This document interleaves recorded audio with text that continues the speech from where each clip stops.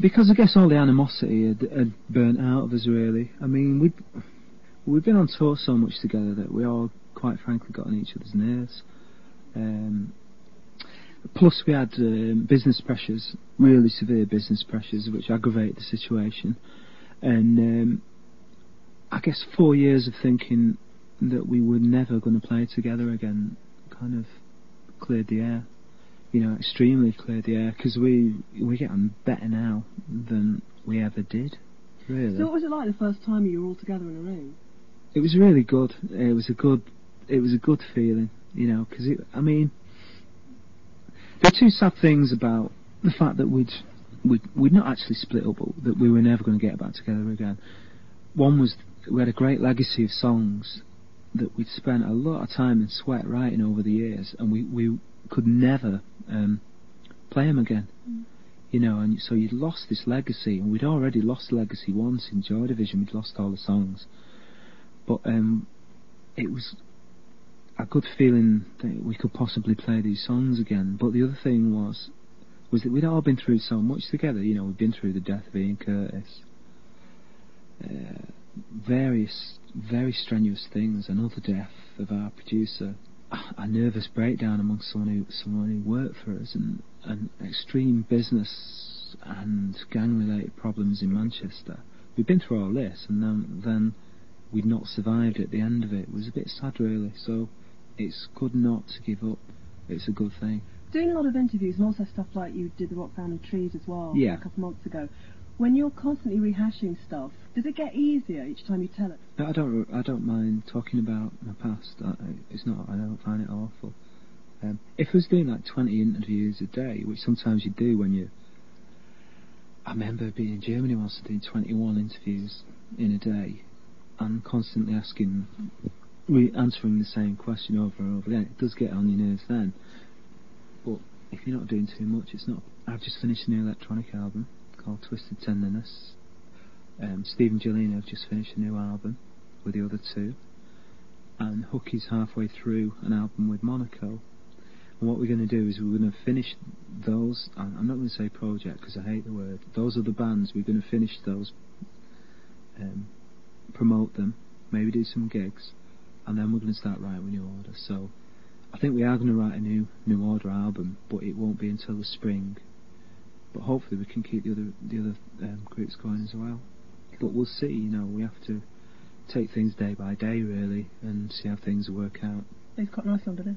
Well, one of the things about the New Order getting back together is you shouldn't never plan too far ahead, because you don't know what the hell is going to happen. I mean, I never ever thought New Order would get back together again.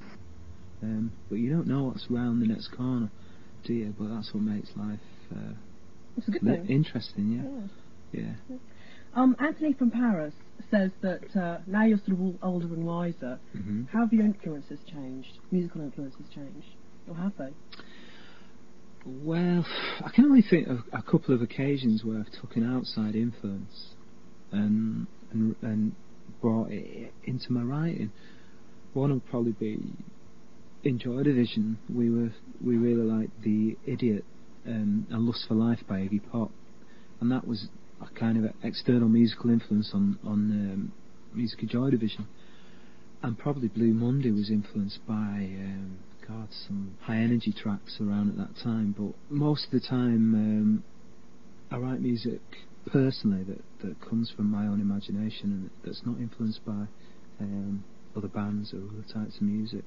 Are you one of these people who just gets inspiration when you're on the bus, or well, you have I write my music about me, and not just lyrics. That is, I write it about me and feelings that I have. I don't listen to like what's happening in the charts and try and write a record like that, because I can't do that. So does it come about that you've written a lyric, you're thinking of some music? Well, what we'll do is I'll write the music first, because I'm not just a lyric writer, I write guitar and keyboards as well. Sure. And I'll make a tape of my backing track, and then just listen to it with a completely blank mind, and think of a melody, and then when I've got the melody, I'll listen to that with a completely blank mind, and the words will just pop into my head. I mean, I might have to sit around for like 12 hours before anything starts happening, but that's the way I write. It's probably quite useful if something a bit traumatic or something that's pissed you off happened earlier on in the day. Does that help? Well, what I find helps is having an unfeasibly large mortgage. And you sit there and you think, well, if I don't write anything today, I'm going to lose my house. It's kind of devil biting your ass syndrome. Good driving force. Yeah. Phil McGladdery from Oldham, he says, New Order have written millions of really good songs. What are your three personal favourites? Have you got three personal favourites you could... Okay, I like Atmosphere by Joy Division. I like Regret by New Order. A third one, oh golly gosh, it changes. I think it's different for me because of some songs like Blue Monday I've played thousands of times on stage, so therefore I won't have a true perspective on it, and I won't like it because I've played it so many times. Probably at the moment,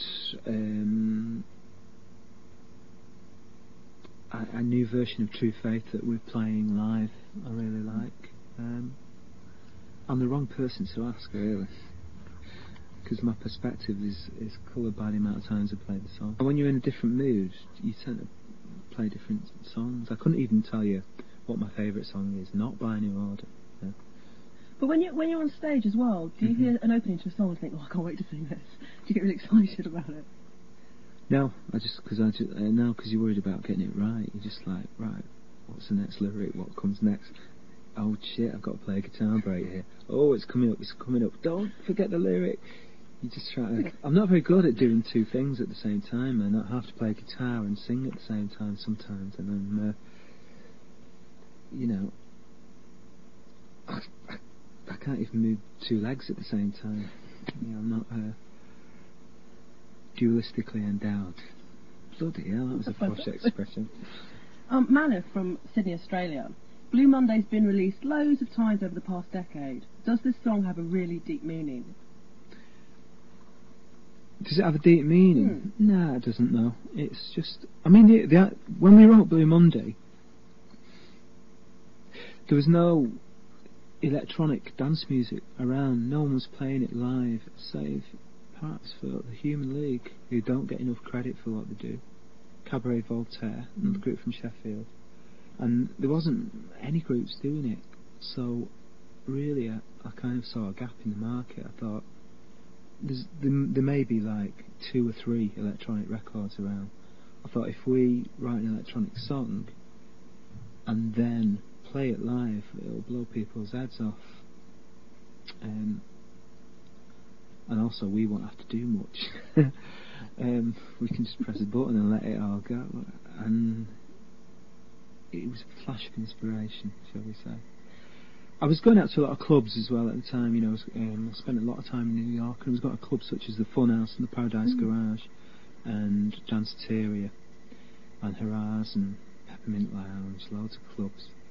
And they were starting to play not electronic music, but acoustic music that had been tape looped. Like they'd use a drum loop and they'd use a bass loop using tape loops, and they were trying to make electronic music with acoustic instruments, very much the way people do it today with drum loops and samplers and stuff, but they were doing it with real tape.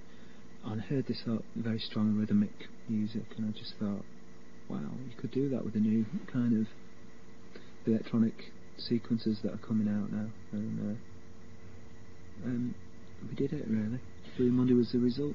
I remember ages ago, when I was about 14, I remember going to Camden Palace in London. I sneaked out, and I remember when Blue Monday came on, and I was just thinking, what was it like for you the first time you heard one of your songs playing in the club? It must have been amazing. Yeah, I don't remember where it was, but it was good.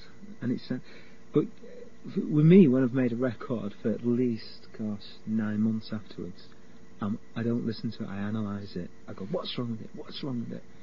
Bloody hell, the bass drum sound's not quite right, or what's wrong? It's a learning experience for a musician. You always try to reach perfection, and I just analysed the hell out of it when I heard it. Are you just like that with your music, or are you like that in all areas of your It's life? too basic, but